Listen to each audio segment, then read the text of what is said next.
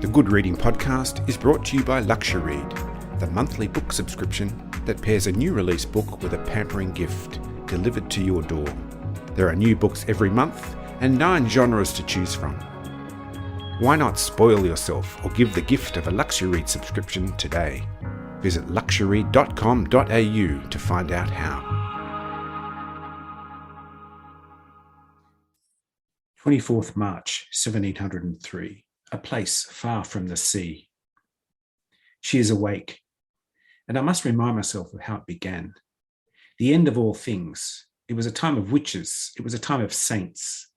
A time when rabbits hunted foxes, when children came into the world without their heads, and kings lost theirs on the scaffold. The world was turned upside down, or so some said. Weep, England, weep, the broadsheets cried.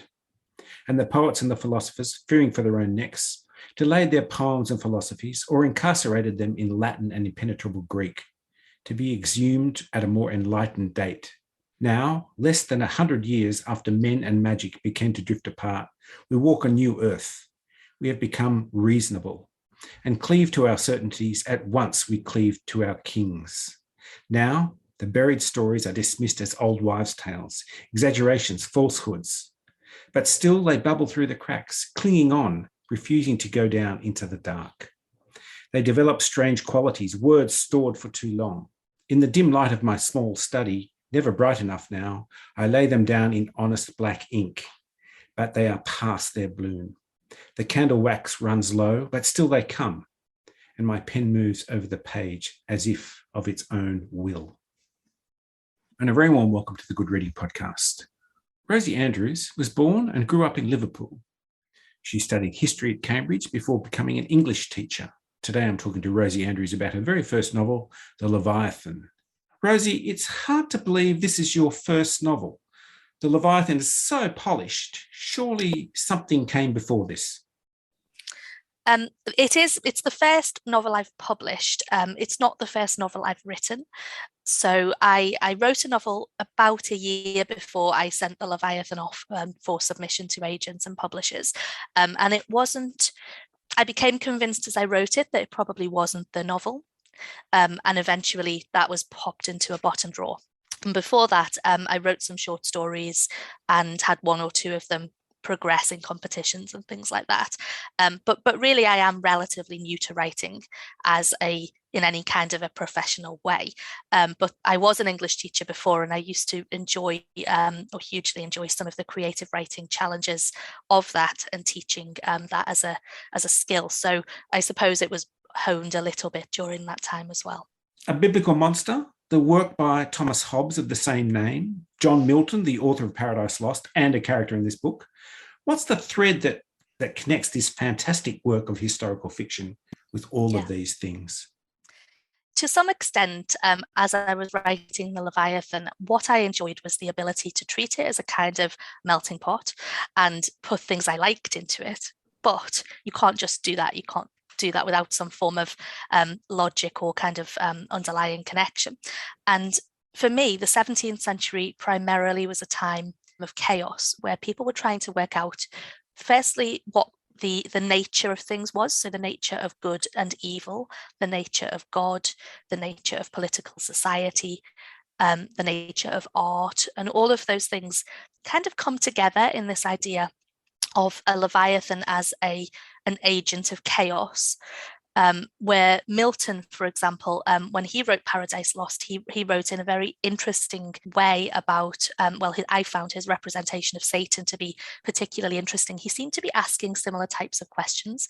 He had this evil entity that existed in the world, and yet he wrote about it with this very singular, unique kind of empathy, where he almost understood why that evil thing was there. And I felt that was very similar to what I was doing with the novel, where I obviously included him in order to sort of reflect that theme. But it was a question about what things are innate to the world, why do things behave in the way that they do? And that question of good and evil was kind of central to that. So I thought that there was a thematic connection that I enjoyed exploiting when I wrote it.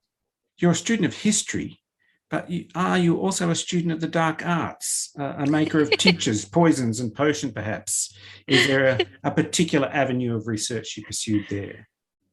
Yeah, I love the ideas inherent in witchcraft, in magic, in the supernatural. Whether or not I personally deploy those arts, I think I'll probably keep that to myself. No, only joking. But I think it's theologically very interesting. So when people had such strong faith in God, such that being an atheist was a really strange kind of, in the way that Thomas he's questioning about God, was a really strange thing. They just didn't really understand what that was, what it meant. But what they did have was this extremely strong and real belief in supernatural force, the supernatural forces. And what they thought witches were doing, or to my understanding, is they thought that witches were channeling it rather than witches held it within themselves. So in a way, anybody could be a witch. What they were doing was accessing those sort of dark forces that they really had no right to access. And that to them was therefore heretical. It was a form of blasphemy. And it was also, very gender directed and very class directed. And both as a working class writer and a woman, I found those things quite interesting to see the way that people were treated for doing things that were sometimes relatively mundane, trying to survive, selling little spells or potions or good wishes or bad wishes, just to try to get to the next winter, basically. And I find that all very interesting. Yes, it's very much a novel about survival, I suppose. And there you're talking about Esther, or not Esther, as she becomes later in the novel. And she is the sister, I don't want to give too much away here, but let's call her the sister to your central character, Thomas Treadwater. And there's a very interesting moment in the novel where Thomas says of his father, I remembered his enthusiasm, his passion for all types of knowledge, and felt a twisted mortification of how little value I had placed upon it myself. But Thomas is, as you portray him, an enlightened man, and as you say, perhaps even an atheist, but certainly a great observer of the world, and he questions everything he sees.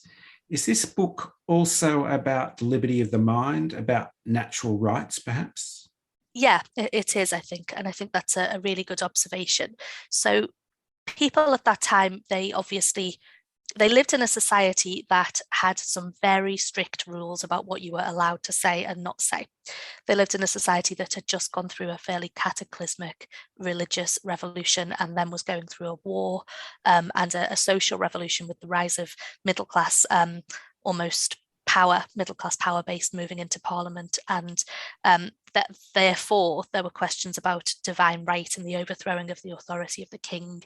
Lots of different elements coming together that forced people to think in particular directions, but then also allowed them to start questioning those fundamentals and saying to themselves, what am I allowed to think for myself? What are the limits of my rights compared to the rights of another person, or the rights of a king, the rights of a soldier, etc., like Thomas. And I thought that, for me, that it all connects in with this idea of Thomas wanting to forge his own path. It's kind of a coming of age story in a way. And then there are all of these pressures around him of what he is and is not allowed to do, and what's expected of him. So I think that's a reasonable interpretation. I suppose we have to talk about this idea of the Leviathan and how it manifests itself in the book. Now, this is a moment where we have to be careful that we don't introduce too many spoilers, but what would you say about the way the Leviathan makes its way into the story? I've read lots of novels that have influenced me or have inspired me in the past. And one of the things that has always caught my imagination is that question of what is real and what is not real. As a character moves through a story where they've ruled certain things out, or they've had certain beliefs and found those beliefs to be ill-founded. And I suppose for me, that's kind of the development of a character and the arc of a character. What lessons are they learning is a really fruitful thing to explore. So the way that in this story Thomas's expectations are inverted with regards to Leviathan, and I won't say too much more than that because I don't want to spoil the story for people. I think it's really important. I think it's a big question about what he understands about the world, and in the end, when it's overturned, when that expectation is overturned, what does that do to him? How does that change him? So I hope that what the reader experiences is when they look at the two timelines of the story, the 1643 and the 1703, what they see is a slightly different character who has seen something or known or understood something to be the case that previously he'd completely ruled out. Most of it's set in Norfolk, but I wondered, is Norfolk as bleak and terrible as you portray? No, parts of it are. I really like Norfolk. It's such a beautiful county and it's so full of history. It's actually the county that has the most surviving churches that exist in the UK, which is wonderful for me because I really enjoy the architecture and the kind of feel of that. But there's a reason for that, and that's it doesn't really have very many big cities or big roads. So when you drive through it, it's almost like taking a bit of a step back in time. You have this fairly big, fairly low population place where it does have cities or towns, but not too many of them. And yet there are these parts of it where you drive through and you don't see anybody. I went there in January. It was very cold. It was really cold. Nobody was there. And that really fitted for me the objectives of the story that I wanted to write. I want to move on to the use of language. And the use of language in the Leviathan is really quite extraordinary. And you extend that attention to detail right down to the choice of font. What were your models for adopting this style of language and indeed the font? The publisher is completely responsible for that, rather than me being responsible. But it's brilliant, isn't it? It's very evocative of Hobbes. It's very evocative of the 17th century and the kind of political writings that you would come across at the time when print was quite new. And I think it's actually from the 18th or maybe the 19th century. It was created right at the end of the 17th century. There were times when I thought I was reading an original document. And that's really the kind of feel that I wanted to go for as a historical writer. So I have read lots of what I call contemporary historical fiction. So it's written now, but it's obviously representing the past. And I enjoy stories that are maybe more reflective of the needs of our modern society and the expectations of our modern society. I do like them. But when I write, I quite like to try to really position myself in that time. And I like to think about how things would sound and feel as much as what would happen. So the language was incredibly important to me. And one of the sources for that, one of the areas in which I delved to try to get that right was original sources of political pamphlets and the Bible and just things that were written or translated during that time to try to get the diction right.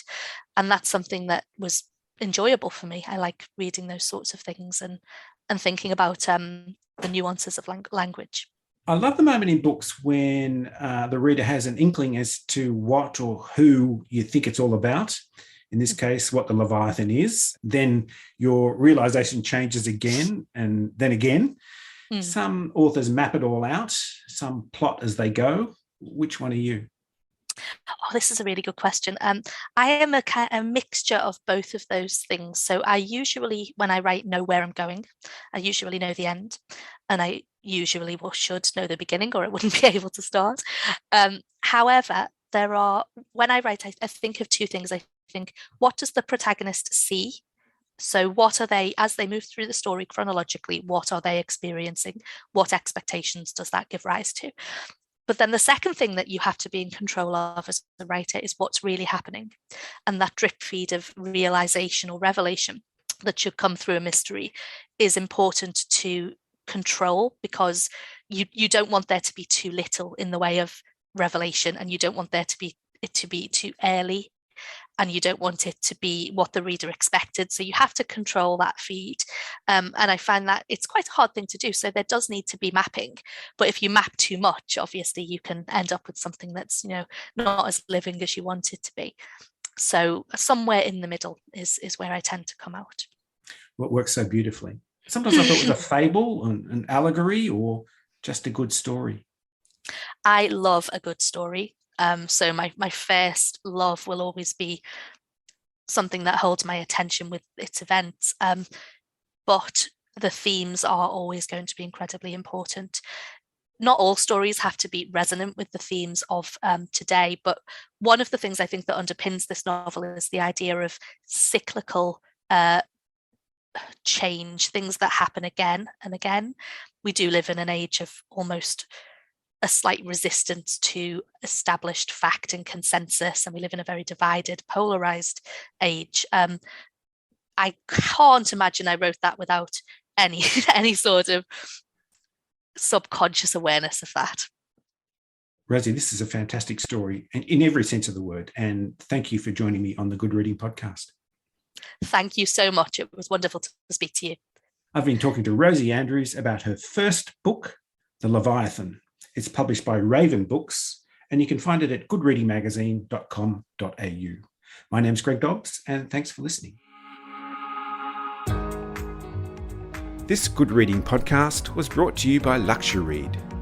Why not spoil yourself or give the gift of a LuxuryRead subscription today? Visit luxuryread.com.au to find out how.